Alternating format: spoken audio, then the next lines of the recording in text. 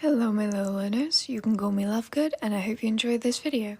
Here are just a few things before we get started. Today I'm presenting you with Chapter 7 of Ghostly Bonds, Last Words of a Shooting Star by Mitsuki. Summary, first day of school. Was Izuku nervous? Not at all. He definitely wasn't avoiding Kachan in his nervousness. He tripped up another villain, sighing as Eraser had tied them up. Okay, maybe he was exhausted and bored, but whatever. Why has it been so easy recently? Eraserhead mumbled, leaning against a wall. Izuku scoffed, mirroring him. You've got a ghost on your side, he said, laughing silently. Eraserhead sighed, contemplating the villain on the floor. Can I just leave you here, or you try to run away? The villain on the floor mumbled something half-heartedly. Eraserhead sighed, pulling out his phone again. First day of school. It would have been for anyone alive. For Izuku, it was just another day. He settled on the filing cabinet in the back, watching the class file in. He would miss the old class, but it wasn't like he got close to any of them. They just had cool quirks. The blue-haired boy from the entrance exam filed in first, and Izuku had to resist the urge to groan. The brunette who had helped Kachan earlier also came in, greeting everyone in the room with a smile. Izuku grinned, floating up to Kachan as he walked in after a group of other students. He paused. A spiky red-headed boy right behind Kachan. He blinked, trying to figure out why he seemed familiar before grinning. It was the boy who had saved Kachan, and Kachan wasn't blowing him up right now, so that was a good sign. Kachan plopped himself down in a seat, kicking his feet up as Izuku settled next to him. How excited are you that All Might's going to be a teacher here? Kirishima, as the seating plan on the board placed him. Kachan scoffed, crossing his arms over his chest. When I'm number one, no one will even remember All Might. Kirishima laughed, pounding Kachan on the back. Izuku didn't miss the way he flinched, just slightly, wiping his hands on his shirt. Izuku floated forward, running a hand through Kirishima's body. He shook with chills, stepping back away from Kachan, shaking. Izuku backed up as well when he noticed the caterpillar of Eraserhead crawling into the doorframe.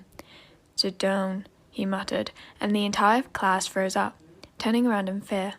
Kachan glared at Eraserhead, but readjusted, taking his feet off the desk, tucking his hands into his pockets. The class finally moved, hurrying to their seats, the blue-headed boy bowing in respect before walking briskly to take his seat. Too long. It took you guys too long to listen.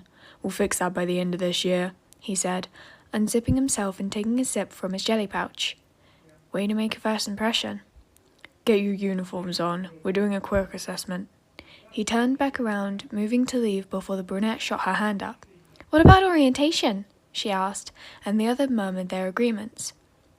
I can run my class how I see fit. Izuku grinned slightly, knowing that wasn't fully true. Nezu had gotten on him before about skipping too many school-sanctioned activities, but Eraserhead simply didn't care. 5 minutes. Don't be late. Izuku yawned, settling back into the space behind Eraserhead as he announced the rules. Quirk use was allowed and encouraged. Last place would get expelled. Basic stuff. Izuku did not doubt that they would be expelled. Nezu would re-enroll them in Gen Ed classes, but they would be expelled first. He had done this multiple years.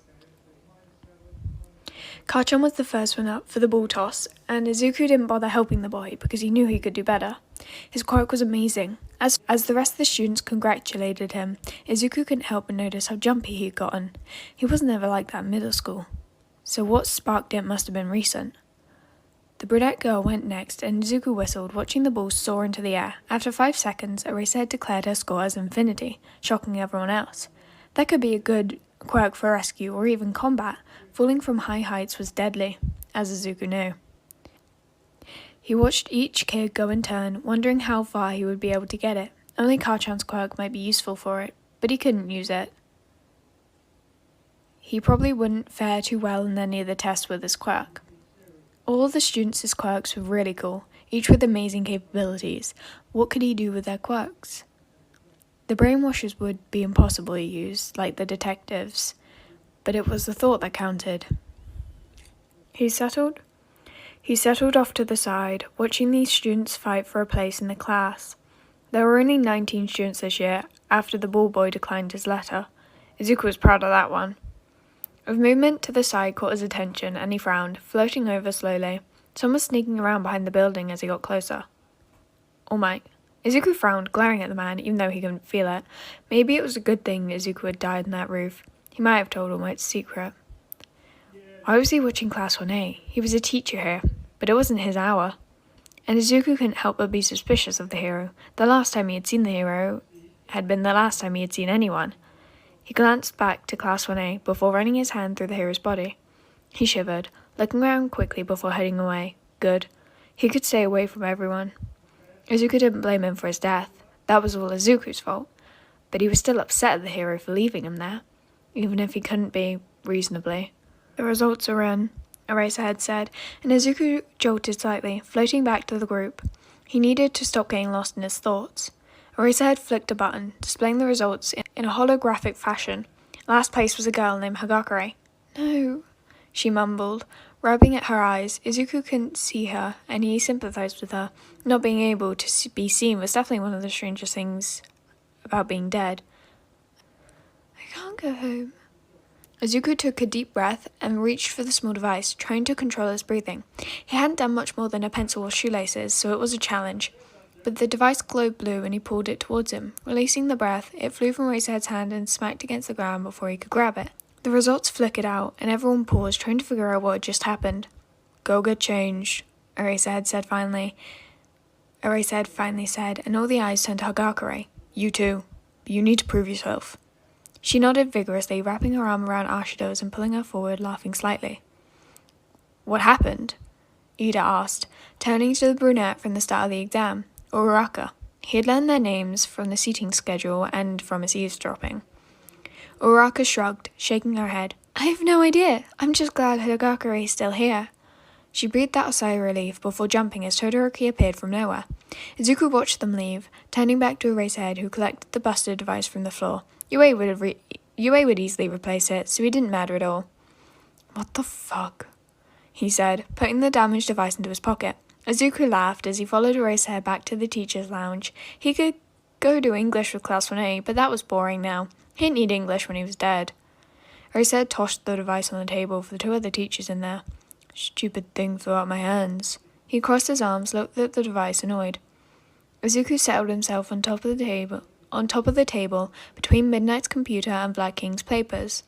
Black King laughed, leaning back in his chair. I guess 1A isn't better than us. Izuku rolled his eyes, flicking the papers off the desk. He yelped, struggling to pick them up before they flew on the floor. Midnight chuckled, taking the busted device and looking it over. What did you do? This looks like you threw it on the floor. Eraserhead grumbled, pulling up his seat. I didn't do anything, he said, and she raised an eyebrow in question. I was about to expel a student and it just went flying, he explained, pulling out a bundle of papers from his briefcase he had left there before. Midnight frowned as Flag King finally got all his papers back together. Weird stuff has been happening for the past while, she commented, setting the device back down. Izuku almost went to move it just to mess with them, but they were getting suspicious. Think Nezu was behind it? Black King asked, grabbing his pencil. Izuku couldn't ignore the urge this time and blew the papers off the table again. Black King growled, trying to collect them all again. Blamed the principal before you blamed a ghost. Made sense. Or he said, scoffed, getting to work. I wouldn't doubt it if he knew something we didn't. The room fell into a silence as each teacher worked on their own assignments, leaving Izuku with nothing to do again. He blew Black King's papers off the table once more as he floated, looking for something to do. The class had already separated into groups when Izuku found them at lunch, picked out easily. Ashido seemed to be dragging Hagakure around, roping her arm around the girl's neck. She laughed, setting her box down on the table. Tokiyami joined them, along with Aoyama. A strange mix, to say the least. Girl, I was so scared for you, Ashido said, reaching across and taking some of Hagakure's food. Izuku sat himself on the edge of the table, listening to them chat like old friends. It was a nice feeling to even think he was included. Hagakure laughed awkwardly, taking a bite of her food to avoid talking. Was he really going to expel you? Aoyama asked, adjusting his hair using the reflection of his spoon. That's not testimony, Fic, he said, adjusting another strand. Tokiyami nodded. This is a bouquet of madness. He took a bite of his food, looking over to Hagakure. She finally spoke, her voice meeker. I was so scared. I'm so glad he dropped the results. Her sleeve moved as she seemed to rub at the back of her neck. What was her quirk, really? If it was true invisibility, was there any way she could turn it off? It seemed so cut and dry in the world of quirks. Maybe she could do something else with that. His thoughts raced as he watched her keep talking, not listening to the conversation anymore. He wasn't worried about being found out. They all stood up and Izuku jumped, watching them leave the cafeteria and leave him behind. Lunch must already be over. He sighed, floating up to join the next group, knowing who each person was. Knowing who each person was always important in school. Who to avoid and who wouldn't throw his food to the floor. At least, that was the case in middle school. This group was a lot more mellow than Ashito and Aoyama had been, comprising of Shoji, Ojiro, Sato, and Koda. Out of the four, Koda's quirk was by far the most interesting. How many animals could he control at once? Could he control Nezu? He was an animal, but would his quirk or the experiments done on him affect Koda's quirk? Anyone else feel watched? Shoji asked, knocking Izuku out of his thoughts. His tentacle arms turned into eyes scanning the area. Izuku couldn't help but laugh, floating right up next to one to get a better look. How did they change like that? There's definitely been a strange feeling all of homeroom, Ojiro agreed, as Izuku floated away. He had so much to write about. He spent the rest of class, and later until the night, holed up in the attic of the hero tree. The light of the old lamp flickered slightly as he continued his writings, adding about how each quirk might affect his. A knock on the front door downstairs stole his attention as he dropped the pencil with a clatter. No one heard him in the attic, which was nice when he got startled. He put the notebook to the corner in case someone walked in, floating through the floor. The trio was all in the living area, in their different outfits for the day. Nezu joined them. He gritted his teeth, floating to the arm of the chair and perching on it. Why would he show up here was the question. Is this work or personal? President Mike asked, drinking a cup of tea. He adjusted his hearing aid, settling on the couch next to Midnight. Nezu laughed as usual, his whiskers twitching in delight as he walked around. I hear you think I've been messing with you, he said, moving some papers around and looking through them. Don't go through our stuff, Raysaid said, walking over to stand between Nezu and a filing cabinet. It was just basic case stuff, but he understood Raysaid's concern. Nezu was too smart for his own good. Izuku did not like it. Have you been the one making things weird? Midnight asked, adjusting her sleep mask on her eyes. It was already night, which meant Midnight had to sleep to get ready for her early morning patrol. President Mike had just gone back, and Raysaid was heading out. Nezu grinned, turning around and staring them all down. He couldn't even see Izuku, and yet he still had shivers running down the back of his spine. I have not. I would have taken credit by now. Midnight sighed as Raysaid rubbed at his eyes. Now, he said, hitting a button on a device before placing it on the table. Let's review some footage, shall we? Raysaid opened his mouth to argue, but Nezu waved him off. I have cancelled your patrol for you. Raysaid threw his hands up, scoffing. You can't just do that, Nezu, he said, but Nezu ignored him, hitting play on the button.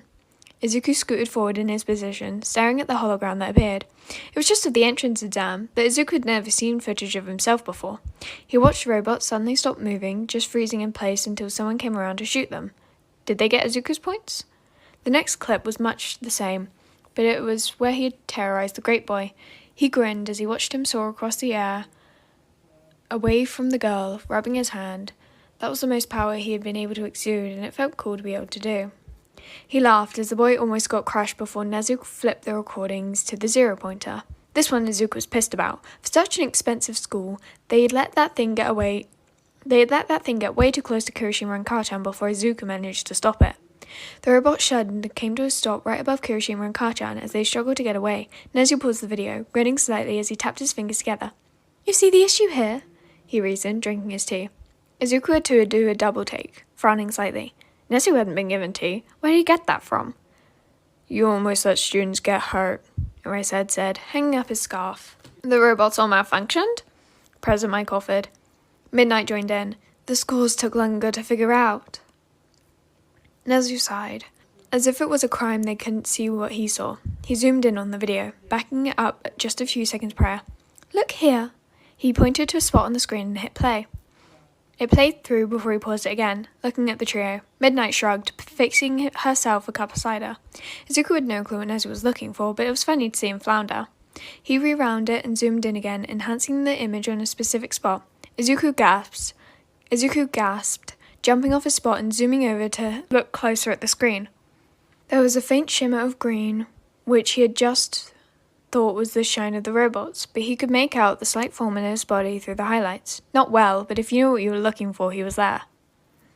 "It seems you ace haunted, my dear students," Nezu said, sitting back up to continue drinking his tea.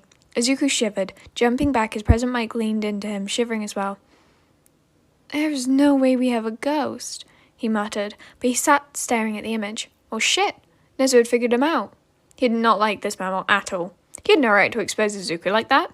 It's an unauthorized quirk use banned on campus. Nezu laughed, his whiskers twitching in joy as he took a sip of his tea. "It is, which means this is not a student. I would know otherwise," he said. He said nothing else, grabbing the device and shutting it off. That was part 1 out of 2 of Chapter 7 of Ghostly Bonds by KittyKqt on AO3. Sorry for the cliffhanger, but I was like, my voice is dying, I don't know why, but it is dying today. So alrighty my little learners, that's a wrap of this one. I do love this chapter. They're figuring everything out. Woo, we love that. We love them figuring stuff out. Izuku doesn't like it though. Sorry Izuku, but they need to know so they can hone your skills or something, I don't know. But anyway, so my little learners, this is a little reminder that you might have something you need to do or check. I hope you will have a fantastic time wherever and whenever you may be. Day, night, dust, storm, low tide, high tide, whatever it is for you. You can call me that. You can call me Lovegood. And that was Ghostly Bonds by KittyKqt on AO3. AO3? Again, the link to this fic will be in the pinned comment by me on this video, and tags and everything else are in the description. Bye, yellow learners.